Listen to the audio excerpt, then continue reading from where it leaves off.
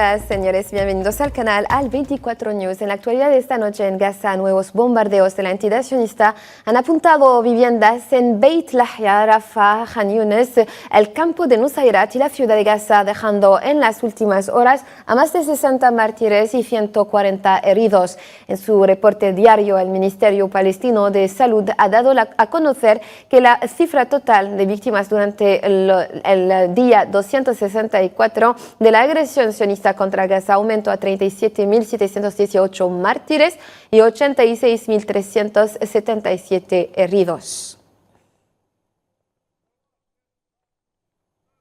Además de las bombas, los habitantes de Gaza se enfrentan a un riesgo inminente de hambruna. La Media Luna Roja Palestina informó este miércoles en un comunicado recogido por la agencia de prensa Wafa que miles de personas de la Franja de Gaza corren el riesgo de morir de hambre, llamando a la necesidad de llevar ayuda humanitaria a las zonas del norte de la Franja de Gaza y levantar el asedio.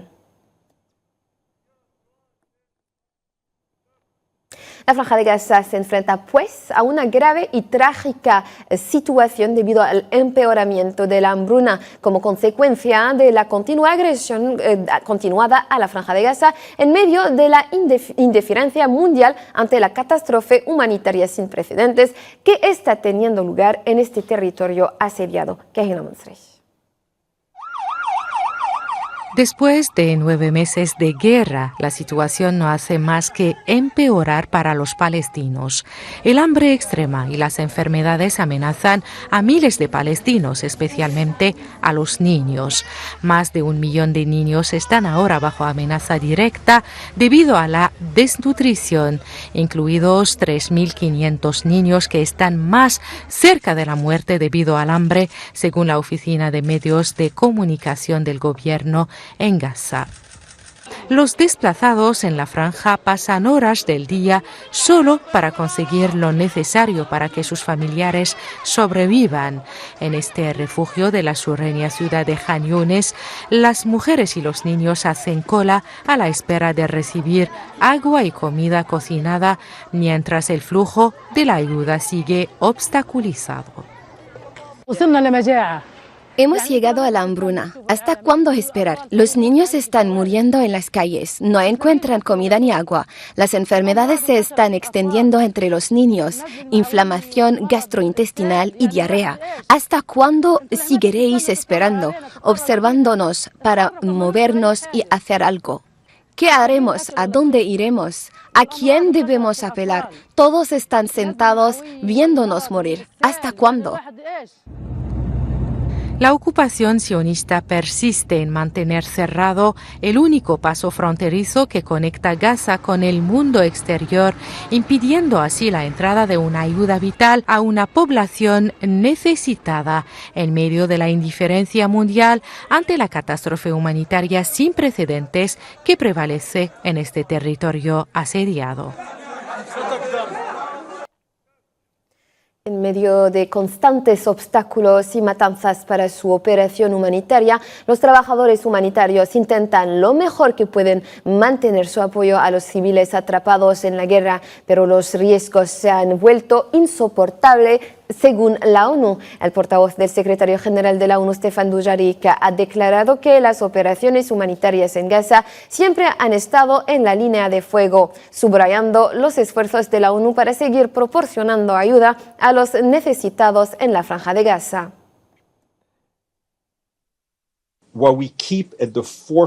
Las operaciones humanitarias han estado repetidamente en el punto de mira en Gaza. Y creo que ustedes conocen el número de trabajadores humanitarios que han sido asesinados. Hemos hablado repetidamente de convoyes humanitarios tiroteados y en particular el viernes pasado hemos hablado de zonas desconectadas que fueron atacadas, hospitales, refugios etc.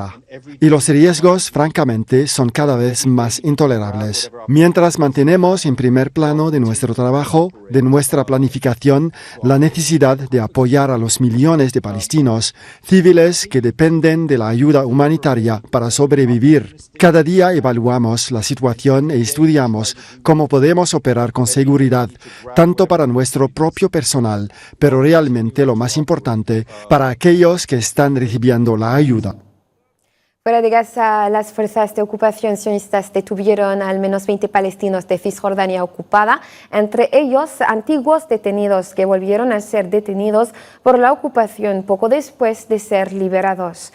La Autoridad de Asuntos de Prisioneros y Liberados y el Club de Prisioneros indicaron que las detenciones se concentraron en las gobernaciones del Jalil, Jenin y Qalqilia, acompañadas de agresiones y amenazas contra los detenidos y sus familiares y de vandalismo y destrucción de las viviendas de los ciudadanos.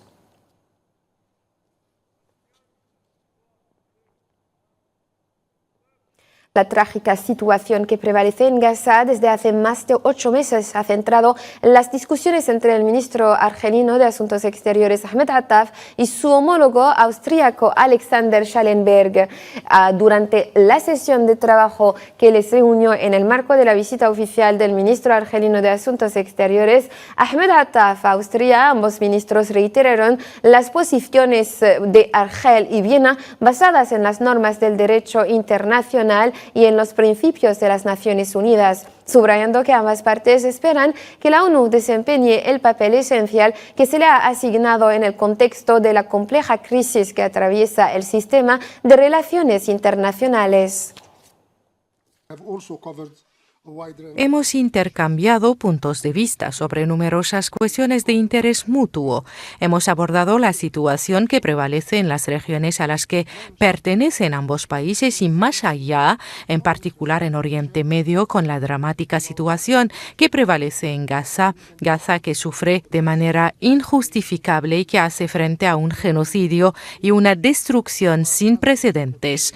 Compartimos las mismas posiciones relativas a las normas del derecho internacional y a los principios de las Naciones Unidas. Creo sinceramente que la humanidad necesita a la ONU en estas circunstancias difíciles y como miembro del Consejo de Seguridad puedo reafirmar que Argelia continuará defendiendo el papel esencial y activo de la ONU, que es, en nuestra opinión, indispensable e insustituible. En el marco de su visita oficial a Austria, el ministro argelino de Asuntos Exteriores Ahmed Attaf repasó con su homólogo austriaco Alexander Schallenberg las vías y perspectivas para fortalecer las relaciones históricas que unen a ambas partes desde hace más de 6 décadas durante la sesión de trabajo que unió a juntos en el marco de la visita oficial que realizó el ministro argelino de Asuntos Exteriores Ahmed Attaf a Austria. Un comunicado del Ministerio de Asuntos Exteriores argelino explicó que durante la sesión de trabajo entre ambas partes, la atención se centró en las áreas que constituyen las prioridades de la agenda de desarrollo de Argelia en la etapa actual y al mismo tiempo que están en el centro de las prioridades de la cooperación bilateral.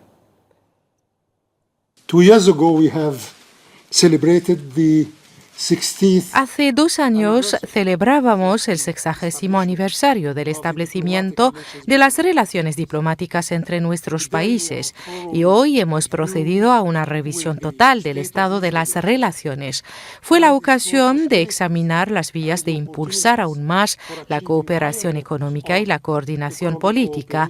Hemos acordado que los actuales niveles de comercio e inversión entre nuestros países no reflejan las grandes potencialidades de cooperación y asociación. Por ello, informé al presidente Alexander Schallenberg sobre la operación de movilización económica que Argelia inició bajo la dirección del presidente Abdelmajid Tebboune, operación que creó grandes oportunidades en los sectores que consideramos prioritarios en nuestra cooperación, entre los cuales figura el sector de las energías sostenibles, la agricultura, los ferrocarriles, la industria y los recursos hídricos.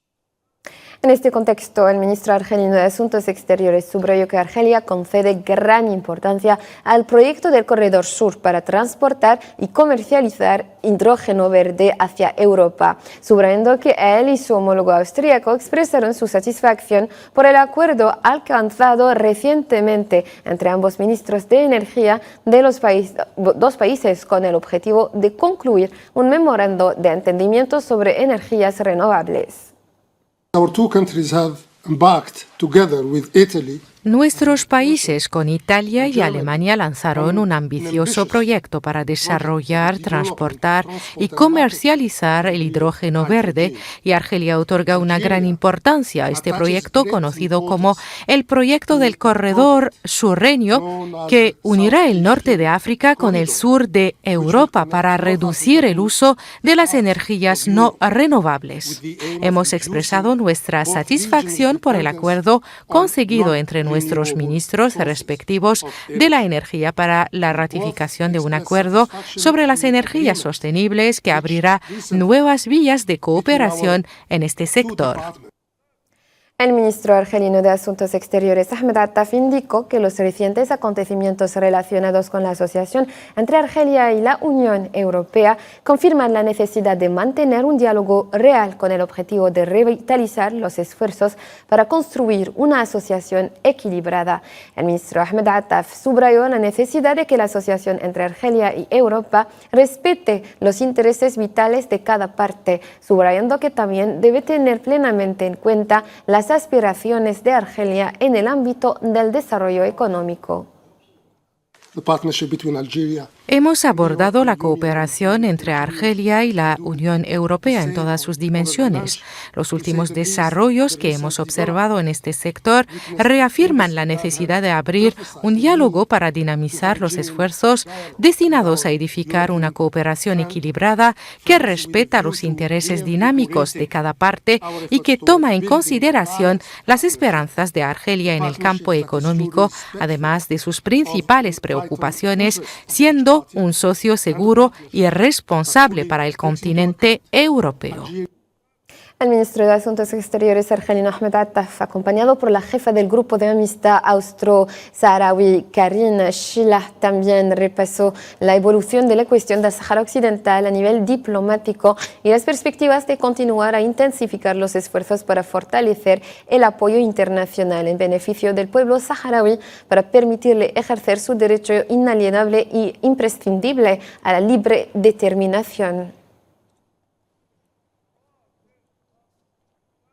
En el resto de la actualidad, 20 soldados y un civil murieron en un ataque en el oeste de Níger, cerca de la frontera con Burkina Faso, mientras otros 9 resultaron heridos, según un comunicado del ministerio. El comunicado del ministerio atribuyó el ataque a una coalición de grupos armados y añadió que 2 vehículos resultaron dañados.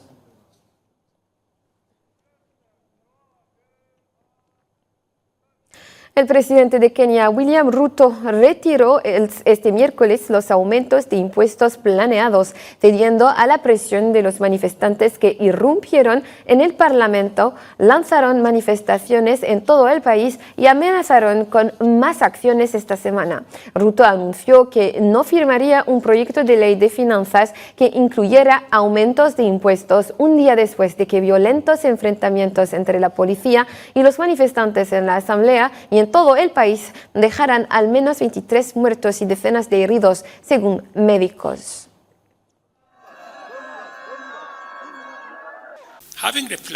Habiendo reflexionado sobre la conversación en curso sobre el contenido del proyecto de ley de finanzas 2024 y escuchando atentamente al pueblo de Kenia, que ha dicho en voz alta que no quiere tener nada que ver con este proyecto de ley de finanzas 2024, lo admito y por lo tanto no firmaré el proyecto de ley de finanzas de 2024. Y para concluir, el primer ministro holandés Mark Rutte fue nombrado oficialmente hoy secretario general de la OTAN en sustitución a noruego Jens Stoltenberg, que ocupa el cargo desde hace 10 años. El nuevo jefe de la alianza tomará posesión de su cargo el 1 de octubre. Era el último candidato que aún estaba en carrera para dirigir la organización del Tratado del Atlántico Norte. Los 32 países de la OTAN designaron al primer ministro holandés Mark Rutte como próximo secretario general, pues, este miércoles.